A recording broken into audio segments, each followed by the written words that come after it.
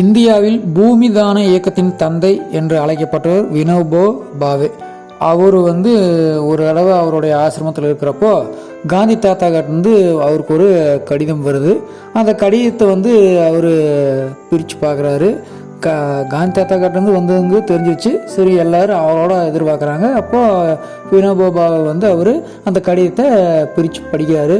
படித்து பார்த்தே அவருக்கு நல்லா கோபம் வந்துருச்சு. உடனே சுக்கு நூறை கிழிச்சு கொண்டு போய் குப்பத்தொட்டியில் போட்டு வந்துட்டாரா.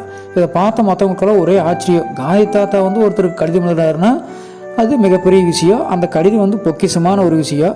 அதை கொண்டு இவர் இப்படி கிழிச்சு போட்டாருன்னு சொல்லி போட்டு அவர்கிட்டயே கேட்டாங்க எல்லோரும், என்னங்க வினோபாஜி இப்படி பண்ணிட்டீங்க அப்படின்னு கேட்டி, அது என்ன அப்படி உங்களை மோசமாக எழுதிட்டாரு அப்படின்னு சொல்லி கேட்டங்காட்டி, அதெல்லாம் ஒன்றும் இல்லை, மகாத்மா காந்தி எவ்வளோ பெரியவர், அவர் எழுதின விஷயம் என்னன்னு கேட்டிங்கன்னா, நான் என்ன போய் பெரிய மகான் என்ன மாதிரி ஒரு மகானை சந்திச்சதே இல்லை அப்படின்னு சொல்லி போட்டு என்னை பற்றி எழுதிக்கிறாரு.